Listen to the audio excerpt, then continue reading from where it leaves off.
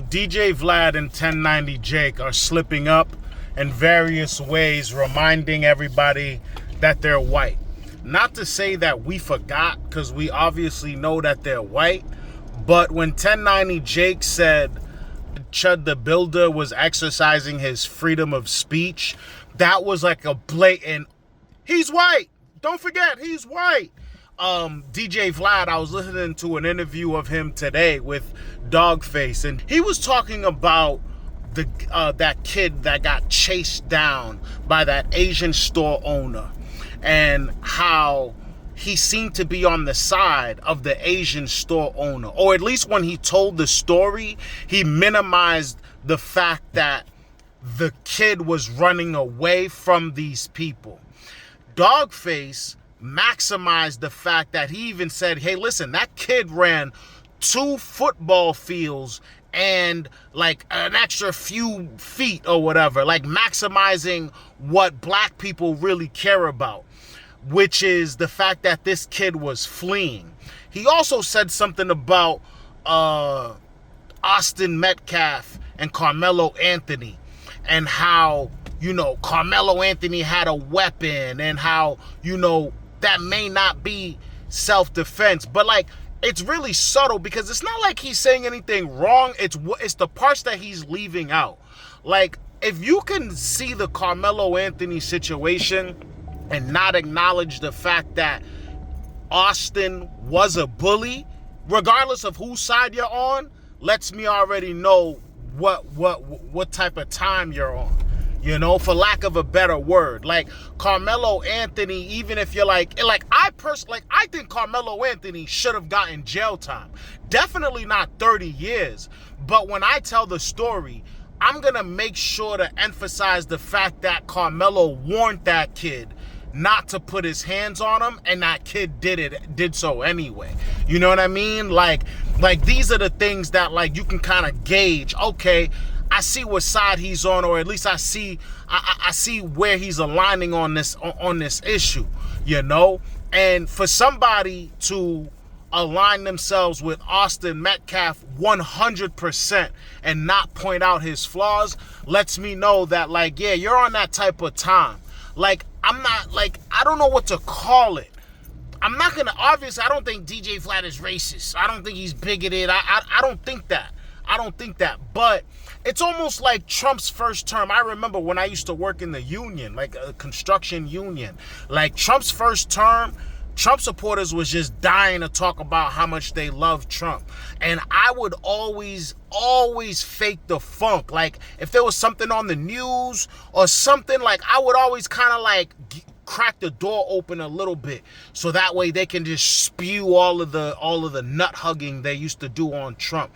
Like, and so I did that because I was able to kind of gauge how that person feels about other things. You know what I mean? Like, not to say, oh, this person must be a racist because he loves Donald Trump, but it almost like it's a spectrum. So it almost lets me know where on the spectrum you fall in or whatever. So when it comes to other things, I might be able to say to myself, okay, your personality type might be this or might be that, and that allows me to know whether or not I should be within your circle or not.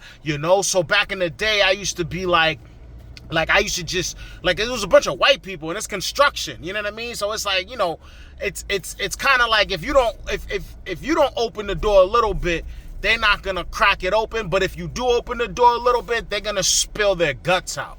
So I would kind of listen to them, and and this was around the time when a whole lot of black people was dying. This is like Black Lives Matter, like a whole bunch of shit was on the news. And I remember, like, depending on what the case was, like, if you was a George Zimmerman supporter, if you was like, yeah, like, even though that wasn't that's not the right timeline, but I'm just giving you an example. Like if I'm at work and somebody's like, yeah, nah, free George Zimmerman, like, it shouldn't have been that way. That lets me know, I'm like, oh, all right, make sure you stay away from this person or whatever, because he's probably on some different type of time.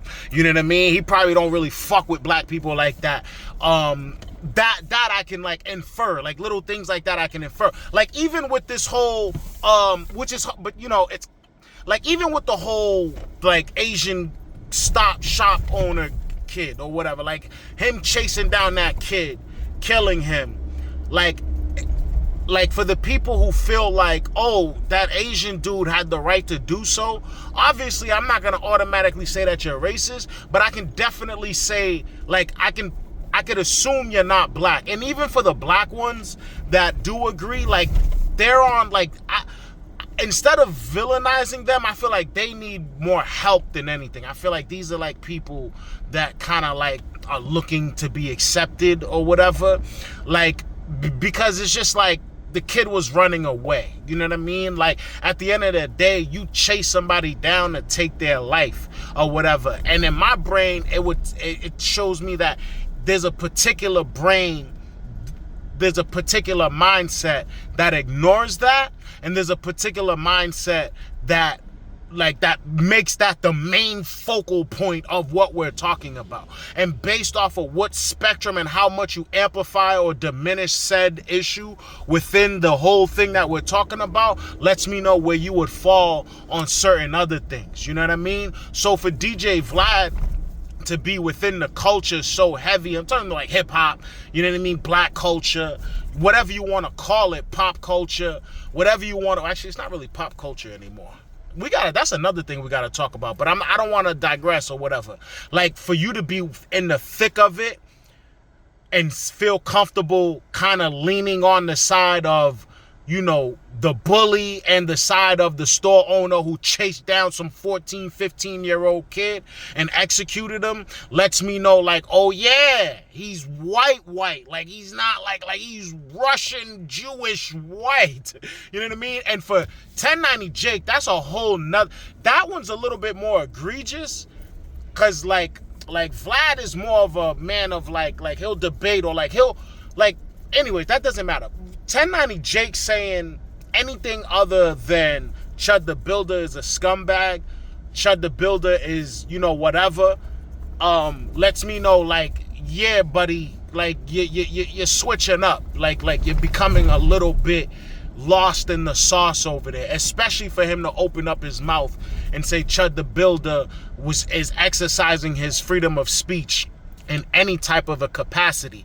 Because even if you did believe that, the fact, like, how he's choosing to do so would override anything else. Like, for example, like, even though I don't believe Chud is exercising his freedom of speech, I believe Chud is antagonizing and baiting and looking to make an example out of black people on some racist type of time, right?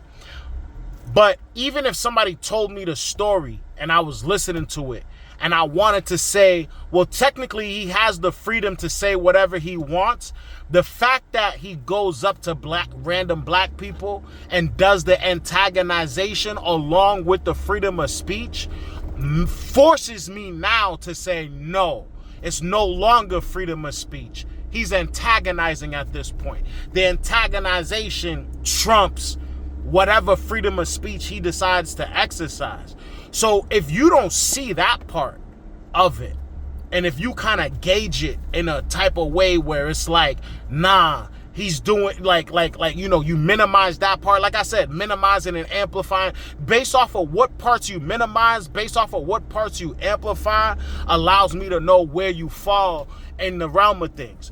But the Chud the Builder thing is more egregious. Like, nobody within the culture thinks he's exercising his freedom of speech. The only people that I really see say Chud the Builder is exercising his freedom of speech are the racist people. So for 1090 to say that, and he didn't say it in like that type of way. It was a video, it's kind of like in passing. This was a while ago, but the reason why I'm thinking about it now is because of what I saw on DJ Vlad earlier today with the interview with Dogface that I was just talking about earlier. For 1090 Jake to say anything other than Chud the Builder is a scumbag lowlife who should be in jail for the rest of his life lets me know, oh, he might really be, maybe he's holding a grudge against all the black people that came at him for saying the N-word when he was younger. And I'm not even trying to violate 1090 because he's actually from my city, believe it or not.